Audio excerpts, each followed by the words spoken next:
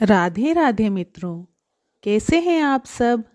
आशा करती हूँ आप अच्छे ही होंगे। श्री शिवाय नमस्तुभ्यम। आज हम सुनेंगे 16 सोमवार व्रत कथा।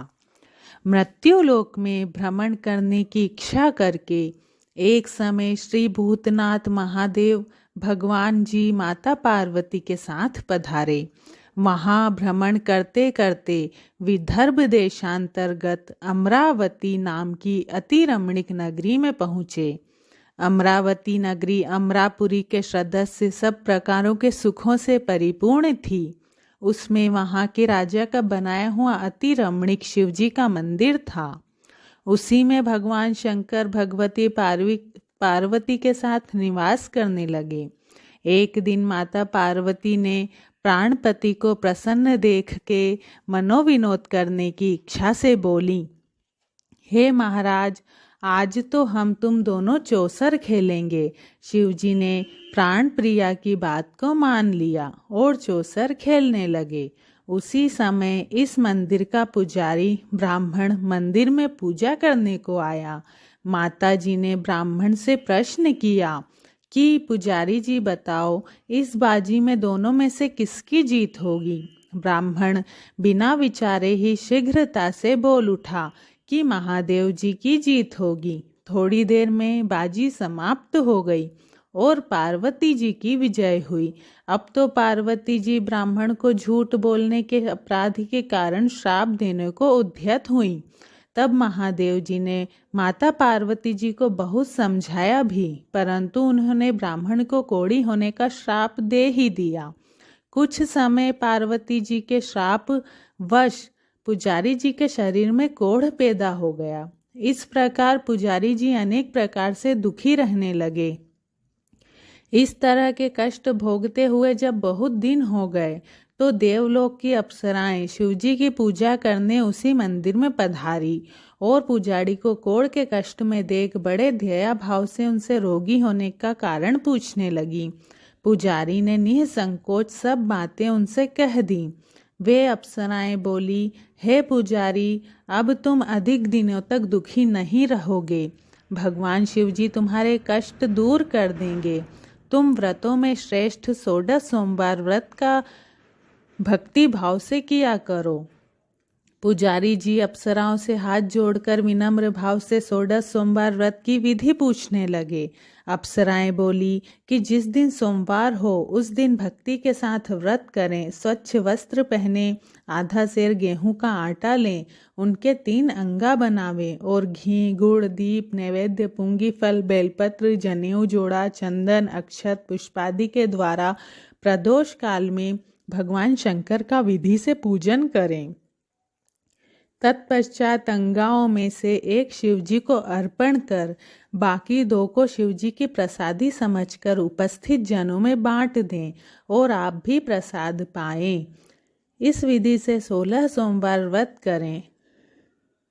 तत्पश्चात 17वें सोमवार के दिन 1.25 सेर पवित्र गेहूं की आटे की बाटी बनावें। तदनुसार घी और गुड़ मिलाकर चूरमा बनावें और शिवजी का भोग लगाकर उपस्थित भक्तों में बांट दें। पीछे आप सकुटुंब प्रसादी लें और भगवान शिवजी की कृपा से तुम्हारे सभी मनोरथ पूर्ण हो जाएंगे। ऐसा कहकर अप्सराएं स्वर्ग को चली गईं। ब्राह्मण ने यथाविधि 16 सोमवार व्रत किया तथा भगवान शिवजी की कृपा से वह रोग मुक्त होकर आनंद से रहने लगा। कुछ दिन बाद जब फिर शिवजी और पार्वती जी उसी मंदिर में पधारे, तब ब्राह्मण को निरोग देख माता पार्वती ने ब्राह्मण से रोग मुक्त होने का कारण पूछा। तो ब्राह्मण ने 16 सोमवार व्रत कथा की सब कथा बात कह सुनाई। पार्वती जी ने अति प्रसन्न मन हो ब्राह्मण से व्रत की विधि पूछकर व्रत करने को तैयार हुई। व्रत करने के बाद उनकी मनोकामना पूर्ण हुई तथा उनके रूठे हुए पुत्र स्वामी कार्तिकेय स्वयं माता के आज्ञाकारी हुए।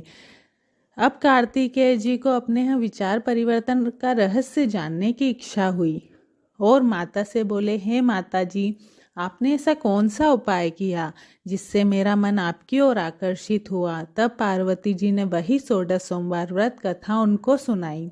स्वामी कार्तिकेय जी बोले, इस व्रत को मैं भी करूँगा, क्योंकि मेरा प्रिय मित्र ब्राह्मण बहुत दुखी दिल से परदेश गया है। हमें उससे मिलने की बहुत इच्छा है। तब कार्तिकेय जी ने भी इस व्रत को किया और उनका प्रिय मित्र मिल गया।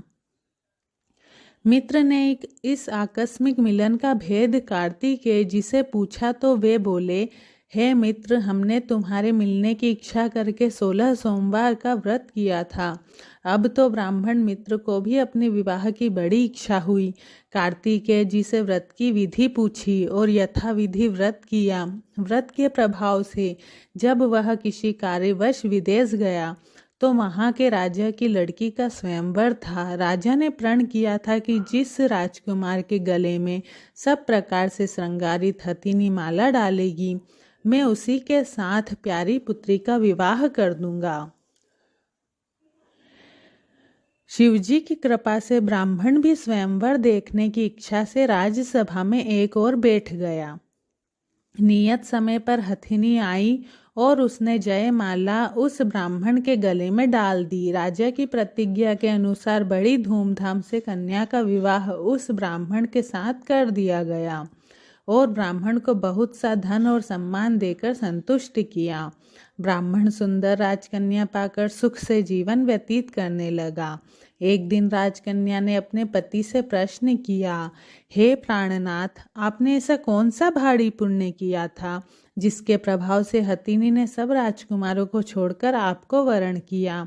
ब्राह्मण बोला, हे प्राण प्रिय, मैंने मित्र कार्तिकेय जी के अनुसार 16 सोमवार का व्रत किया था, जिसके प्रभाव से मुझे तुम जैसी स्वरूपवान पत्नी प्राप्त हुई है। व्रत की महिमा को सुनकर राजकन्या को बड़ा आश्चर्य हुआ और वह भी पुत्र की कामना करके व्रत करने लगी। शिवजी की दया से उसके गर्भ से एक अति सुंदर धर्मात्मा और विद्वान पुत्र उत्पन्न हुआ। माता पिता दोनों उस देव पुत्र को पाकर अति प्रसन्न हुए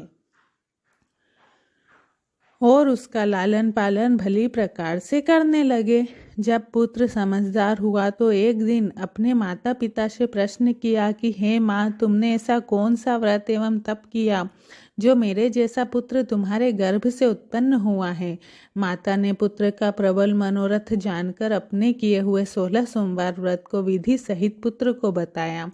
पुत्र ने ऐसे सरल व्रत को सब तरह के मनोरथ को पूर्ण वाला सुना तो वह भी इस व्रत को राज्याधिकार पाने की इच्छा से हर सोमवार को यथाविधि व्रत करने लगा। उसी समय एक देश के वृद्ध राजा के दूतों ने आकर उसको राजकन्या के लिए वरण किया। राजा ने अपनी पुत्री का विवाह ऐसे सर्वगुण संपन्न ब्राह्मण युवक के साथ करके बड़ा सुख प्राप्त किया। वृद्ध राजा के दिवंगत हो जाने पर यही ब्राह्मण बालक गद्दी पर बैठ गया। क्योंकि दिवंगत राजा के कोई पुत्र नहीं था, राज्य का उत्तराधिकारी होकर भी वह ब्राह्मण पुत्र अपने 16 सोमवार के व्रत को करता रहा। जब 17वें सोमवार आया तो विप्र पुत्र ने अपनी प्रियतमा से सब पूजन सामग्री लेकर शिवालय शिव पूजा के लिए चलने को कहा, परंतु प्रियतमा ने उसकी आज्ञा की परवाह न की। दास दासियों द्वारा सब सामग्रियां शिवालय भिजवा दी और आप नहीं गईं। तब राजा ने शिवजी का पूजन समाप्त किया। तब एक आकाशवाणी राजा के प्रति हुई। राजा ने सुना कि हे राजा, अपनी इस रानी को राजमहल से निकाल दे, नहीं तो यह तेरा सर्वनाश कर देगी। आकाशवाणी को सुनकर राजा के आश्चर्य का ठिकाना नहीं रहा और तत्काल ही मंत्रणा गृह में आकर सभासदों को बुलाकर पूछने लगा कि हे मंत्रियों, मुझे आज शिवजी की वाणी हुई है कि राजा तू अपनी इस रानी को निकाल दे, नहीं तो यह तेरा सर्वनाश कर देगी। राजसभा में मंत्री आदि सब बड़े विस्मय और दुख में डूब गए, क्योंकि जिस कन्या के कारण राज मिला है, राजा उसी को निकालने का जाल रच रहा है। यह कैसे हो सकेगा? अंत में राजा ने उसे अपने यहाँ से निकाल दिया। रानी दुखी हृदय भाग्य को कोसती हुई नगर के बाहर चली गई। बिना पद त्राण, फटे वस्त्र पहने, भूख से दुखी धीरे धीरे चलकर एक नगर में पहुंची। वहां बुढ़िया सूत काट कर बेचने को जाती थी। रानी की करुण दशा देख बोली, चल तू मेरा सूत बिकवा दे, मैं वृद्ध हूँ, भाव करना नहीं जानती हूँ। ऐसी बात बुढ़िया की सुन रानी ने बुढ़िया के सिर से सूत की गठरी उतारकर अपने सिर पर रख ली। थोड़ी देर बाद आंधी आई और बुढ़िया का सूत पोतली के सहित उड़ गया। बेचारी बुढ़िया पछताती रह गई और रानी को अपने साथ से दूर रहने को कह दिया। अब रानी एक तेली के घर गई तो तेली के सब मटके शिवजी के प्रकोप के कारण उसी समय चटक गए। ऐसी दशा देख तेली ने रानी को अपने घर से निकाल दिया। इस प्रकार रानी अत्यंत दुख पाती हुई एक नदी के तट पर गई तो नदी का समस्त जल सूख गया। तत्पश्चात रानी एक वन में गई। वहां जाकर सरोवर में सीढ़ी से उतरकर पानी पीना चाहा तो उसके हाथ का जल से स्पर्श होते ही सरोवर का नील कमल के समान जल असंख्य कीड़ों युक्त गंदा हो गया। रानी ने भाग्य पर दोषारोपण करते हुए उस जल को ही पी करके पेड़ की शीतल छाया में विश्राम करना चाहा। वह रानी जिस पेड़ के नीचे जाती उसके पत्ते तत्काल ही गिर जाते। वन एवं सरोवर जल की ऐसी दशा देखकर गऊ चराते ग्वालों ने अपने गुसाई जी से, जो उस जंगल में स्थित मंदिर में पुजारी थे, कही। गुसाई जी के आदेशानुसार ग्वाले रानी को पकड़कर गुसाई जी के पास ले गए। रानी की मुख कांति और शरीर शोभा देख गुसाई जी जान गए कि यह अवश्य ही कोई विधि की गति की मारी कुलीन स्त्री है। ऐसा सोचकर पुजारी ने रानी से कहा कि हे पुत्री, मैं तुमको अपनी पुत्री के समान रखूंगा, तुमको मेरे आश्रम में ही रहो, मैं तुमको किसी प्रकार का कष्ट नहीं होने दूंगा। गुसाई जी के ऐसे वचन सुनकर रानी को धीरज हुआ और आश्रम में ही रहने लगी। परंतु रानी ने आश्रम में जो भोजन बनाती उसमें भी कीड़े पड़ जाते, जल भर कर लाती तो उसमें भी कीड़े पड़ जाते। अब तो गुसाई जी भी दुखी हुए और रानी से बोले, हे बेटी, तुम्हारे पर कौन से देवता का कोप है जिससे तुम्हारी ऐसी दशा हुई है। पुजारी जी की बात सुनकर रानी ने शिवजी महाराज के पूजन का बहिष्कार करने की कथा सुनाई तो पुजारी शिवजी महाराज की अनेक प्रकार से स्तुति करते हुए रानी से बोले कि देवी, तुम सब मनोरथों के पूर्ण करने वाले 16 सोमवार व्रत को करो, उसके प्रभाव से अपने कष्ट से मुक्त हो सकोगी। गुसाई जी की बात सुनकर रानी ने 16 सोमवार व्रत को विधिवत संपन्न किया और 17वें सोमवार को पूजन के प्रभाव से राजा के हृदय में विचार उत्पन्न हुआ कि रानी को गए हुए बहुत समय व्यतीत हो गया है, न जाने कहाँ कहाँ भटकती होगी, ढूंढना चाहिए। यह सोच रानी को तलाश करने के लिए चारों दिशाओं में दूत भेजे। वे दूत रानी को खोजते हुए पुजारी के आश्रम में पहुँचे।